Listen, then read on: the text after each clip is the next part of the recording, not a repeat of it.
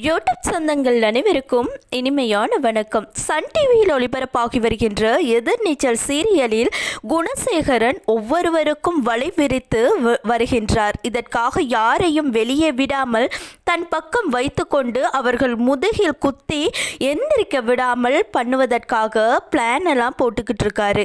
அப்படி குணசேகரன் விரித்த வலையில் மருமகள்கள் சிக்கி கொண்டார்கள். அந்த வகையில் கரிகாலனை வைத்து ஞானத்திடமிருந்து பணத்தை மாற்றி அபகரித்தும் விட்டார்.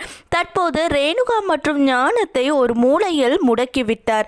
இதனைத் தொடர்ந்து கதிருக்கு ஏதாவது ஒரு நல்லது செய்ய வேண்டும் என நந்தினி அப்பா தாராவிற்கு காது குத்தி பங்கன் வைத்து மொய் விருந்து விழாவை ஏற்பாடு செய்திருக்கின்றார். ஆனால் இதில் குணசேகரன் பெயர் எக்காரணத்தை கொண்டும் வந்துவிடக்கூடாது என்று சொல்லி இருக்கின்றார். அது மட்டுமில்லாமல் இந்த மொய் விருந்தில் நீங்கள் எதிர்பார்த்தபடி பணம் மட்டும் கிடைத்துவிட்டால் உங்கள் விசேஷத்தில் நான் தலையிட மாட்டேன் என்று சவால் விட்டிருக்கின்றார். இப்படி ஒரு சவால் விடும் போதே தெரியுது இதிலையும் புகுந்து ஏதாவது குளறுபடி பண்ணதான் போகிறார் என்று.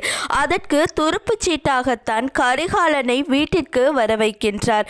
இந்த முட்டாள் பீசு கரிகாலன் எப்போதுமே திறந்த மாட்டார் என்பதற்கு ஏற்ப குணசேகரன் என்ன சொன்னாலும் ஆமாம் சாமி போட்டு அதையெல்லாம் செய்கின்றார். அந்த வகையில் கடைசி வரை குணசேகரன் விரித்த வலையில் ஒவ்வொருவரும் பலிகேடாக சிக்கிக் கொண்டுதான் வருகின்றார்கள். குணசேகரன் வீட்டில் இருக்கும் வரை பெண்கள் நினைக்கும் சாம்ராஜ்யத்தை உருவாக்க முடியாது. அதை தெரிந்து கொண்டுதான் அந்த சாம்ராஜ்யத்தை சரித்து சிதைக்க வேண்டும் என்று குணசேகரனின் வக்ர புத்தியால் ஒவ்வொரு பிளானையும் போட்டு வருகின்றார். இந்த மருமகள்களுக்கு மட்டும் குணசேகரன் தம்பிகளுக்கும் விடிவு காலம் வேண்டும் என்றால் அந்த வீட்டை விட்டு வெளியே போனால் மட்டும்தான் கிடைக்கும். ஆனால் இவ்வளவு தூரம் ஆனதற்கு பிறகும் ஏன் அந்த வீட்டில் இருந்து குணசேகரன் காலை சுற்றியும் பாம்பாகவே இருந்து கொண்டு வருகின்றார்கள் என்று தெரியவில்லை. இதனைத் தொடர்ந்து ஜனனிக்கு வேலை கிடைத்துவிட்டது. இது சம்பந்தமாக சக்தி ஜனனியிடம் பேச வரும் பொழுது எனக்கும் வேலை கிடைத்துவிட்டது, நானும் சேர்ந்து வேலை பார்த்தால் குடும்பம் கொஞ்சம் நிம்மதி அடையும் என்று பேசிக்கொள்கின்றார்கள். அத்துடன் இப்படியே பிரச்சனை பின்னாடி நம் இருவரும் ஓடிக்கொண்டு போவதால் நம்முடைய சந்தோஷமான வாழ்க்கையையும் நாம் இழந்தது போல் எனக்கு ஒரு உணர்வை கொடுக்கின்றது என்று சக்தி ஜனனியிடம் சொல்கின்றார். உடனே ஜனனியும் அதற்கு நாம் இப்போது என்ன பண்ணணும் என்று கேட்கின்றார்.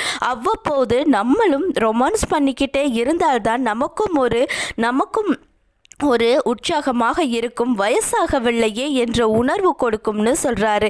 அந்த வகையில் இவர்கள் இருவரும் இல்லற வாழ்க்கையில் இணைந்து வரும் வேளையில் ஜனனியால் தொடர்ந்து வேலைக்கு போக முடியுமா என்பது கேள்விக்குறியாகிவிடும். ஏனென்றால் ஒருவேளை ஜனனி கர்ப்பமாகிவிட்டால் அதன் மூலம் வேலை பார்ப்பதற்கு பல வழிகளில் தொந்தரவு ஏற்பட வாய்ப்பிருக்கின்றது.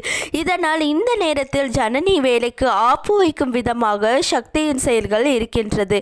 ஆக மொத்தத்தில் இவர்களில் யாரும் முன்னேறுவதாக தெரியவில்லை.